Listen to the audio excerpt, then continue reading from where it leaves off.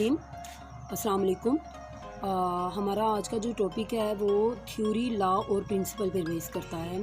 हमने जैसे पहले observation, hypothesis, deduction and experimentation के बारे में पढ़ा।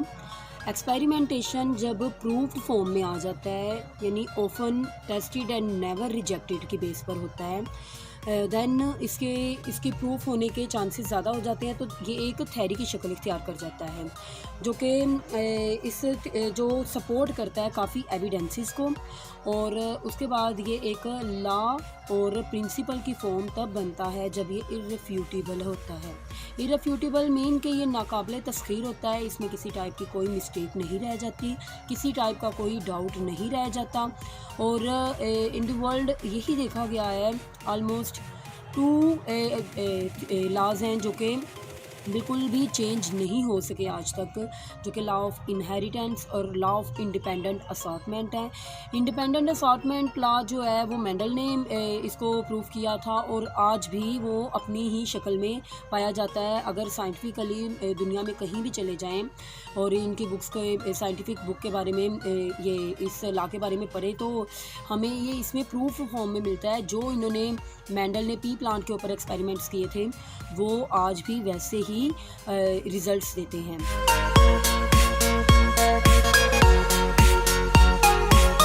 और इसके बाद आगे से फर्दर टॉपिक जो है वो डाटा और डाटा एनालिसिस पर बेस करता है। डाटा जो है, डाटा जब एक एक्सपेरिमेंट प्रूफ फॉर्म में आ जाता है और साइंटिस्ट जो होते हैं ये इनको एक मैनेज करके एक ऐसी शक्ल देना चाहते हैं जिससे इसको प्रिंटिंग फॉर्म दे दी जाए, इसको स्टैटिकली फॉर्म दे दी जाए लिख कर, ताकि बच्चों के समझने के लिए और नेक्स्ट आने वाले जितने भी साइंटिस्ट हैं उनके लिए ये बहुत कन्वीनियंट साबित हो। तो इस चीज़ को देखने के लिए डाटा एनालिसिस किया जाता है, यानी कि देखा जाता है कि इसमें वेरिएशंस और कंट्रोल ग्रुप दोनों सिमिलर फॉर्म में हैं कि नहीं हैं। वेरिएशंस मीन कंट्रोल के अकॉर्डिंग, यानी नेचुरल अकरिंग जो चीज़ें पाई जाती हैं वो एक्सपेरिमेंट से रिलेट करती हैं कि नहीं। यूजुअली यही देखा गया है कि जो रिजल्ट्स आएँ वो नेचर से काफ़ी ज़्यादा क्लोज होनी चाहिए, इसलिए ये वेरिएशंस और वेरिएबल और कंट्रोल ग्रुप को दोनों को मैनेज करके डाटा एनालिसिस बनाया जाता है। और डाटा एनालिसिस में जब हम देखते हैं इसको, तो डाटा एनालिसिस में 2 चीज़ें आती हैं, एक आती है रेशो और एक आती है प्रोपोर्शन। रेशियो जो कि डिवाइडिंग फॉर्म में जो 2 डॉट्स से ली गई है, मींस कि अगर हम देखें कि इसके एग्जांपल में अगर जाएं, एक जगह पर मलेरिया के पेशेंट्स हैं तकरीबन 50, लेकिन कुल पेशेंट्स में से हमने जिनका टेस्ट किए हैं वो 150 हैं। अब 150 जो हैं वो 50 का 3 गुना हिस्सा हैं। 50, 50, 100, 50, 3, ये 150 हो गए। इनमें से जो 50 लोग हैं, यानी इनका 1% जो हिस्सा है वो इन्फेक्टेड आया है, मलेरियल पेशेंट्स का इन्फेक्टेड पेशेंट्स आए हैं। बाकी जो 100 हैं वो इनमें से नॉन इन्फेक्टेड हैं। अब इनकी रेशो जो बनी है वो 1% 3 रेशो बनी है। इसको रेशो कहते हैं जो 2 डॉटेड फॉर्म में जिनको जाहिर किया जाता है। और प्रोपोर्शन को देखा जाए तो प्रोपोर्शन में तीन जो होती हैं इक्वेशंस वो डिस्क्राइब की जाती हैं, और जो एक होती है वो इनसे पूछी जाती है। मींस दैट कि इन्होंने एक क्वेश्चन दिया, एक हमें क्लू दिया कि 20 पेशेंट्स में से 14 अगर इन्फेक्टेड हैं तो 6 नॉन इन्फेक्टेड हैं, then how much will be infected in 100%। तो इसी से आप हिसाब लगाएं कि 100 लोगों में से कितने इन्फेक्टेड होंगे। तो 100 लोगों में से इन्फेक्टेड देखने के लिए जब इन्होंने ऑब्जर्वेशन की, तो ये जब एक एक्सपेरिमेंटेशन की, तो एक्सपेरिमेंट में इन्होंने क्या किया कि 14 रेशो 20 को एक साइड पर रखा, और एक्स रेशो जो कि हमने सपोज किया एक्स रेशो 100 को।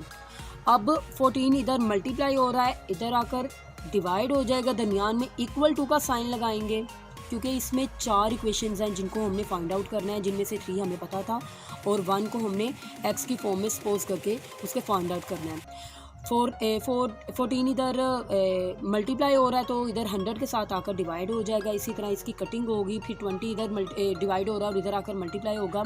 और जब ये इसकी फॉर्म निकालेंगे तो हमें इसका आंसर 70 में मिलेगा। इट मीन्स अगर 20 में से 14% इन्फेक्टेड हैं, इसी तरह 100 में से 70% इन्फेक्टेड है और 30% हेल्दी पर्सनस हैं। अब इस चीज़ से हमें ये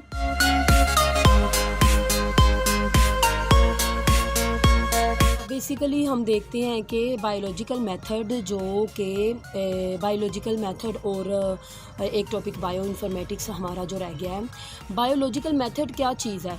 ये एक बायोलॉजिकल प्रॉब्लम को सॉर्ट आउट करने के बाद जो इसकी एग्जांपल है, means that gene finding, protein structure को फाइंड करना और उसके बाद प्रोटीन इंट्रैक्शन जो है, और ये जो मॉडलिंग ऑफ एवोल्यूशन जो है, ये सारी यानी किसी चीज़ की हिस्ट्री के बारे में, किसी का इर्तिका मालूम करने के बारे में, हमारी एनाटोमी, बॉडी की एनाटोमी वाइज किसी भी चीज़ का स्ट्रक्चर, उसकी डिटेल को फाइंड आउट करने के लिए ये सारी चीज़ें जो एक जगह पर स्टडी के लिए रखी जाती हैं, ये अप्लाइड बायोलॉजिकल मेथड में आती हैं। और बायो इन्फॉर्मेटिक्स जो कंप्यूटेशनल और स्टैटिस्टिकल स्टडी होती है बायोलॉजी की फॉर्म में, जो एक डाटा इकट्ठा किया जाता है, डाटा गैदर किया जाता है, उसको एक जगह पर एक फॉर्मेट देना और ये देखना कि गो के एक हॉस्पिटल में कितने पेशेंट्स आए हैं, उसकी आदादो शुमार के बारे में जानना और उसको कंप्यूटेशनल फॉर्म में देना, स्टैटिस्टिकल फॉर्म में देना, एलोगरिथम फॉर्म में देना, ये सारी जो चीज़ें हैं ये बायो इन्फॉर्मेटिक्स में आती हैं। और ये बेसिकली हमने इस चैप्टर में जो चीज़ें पढ़नी थी वो यही थी कि किसी चीज़ की ऑब्ज़र्वेशन से लेकर उसकी रिज़ल्ट तक और उसकी प्रिंटिंग तक, रिज़ल्ट के बाद उसकी डाटा की प्रिंटिंग तक, ये सारी चीज़ें जो बायोलॉजी वाइज आती हैं वो बायोलॉजिकल प्रॉब्लम में ही सॉर्ट आउट की जाती हैं। और इसी के थ्रू सारी इनकी आदादो शुमार का पता चलता है कि कितनी हद तक अगर कोई वायरस किसी जगह पर वायरल हो गया है तो वो किस हद तक इन्फेक्टेड कर रहा है पेशेंट्स को और किस हद तक नहीं। अब मैं आप लोगों के लिए, जो 9th क्लास के स्टूडेंट्स हैं, उनके लिए एक चैप्टर नंबर 9 के कुछ जो हमारे पॉइंट्स रह गए थे, कुछ टॉपिक्स रह गए थे, वो लेकर आऊँगी इंशाल्लाह ताला, जल्दी आपके लिए लेकर आऊँगी। अल्लाह ताला आप लोगों का सबका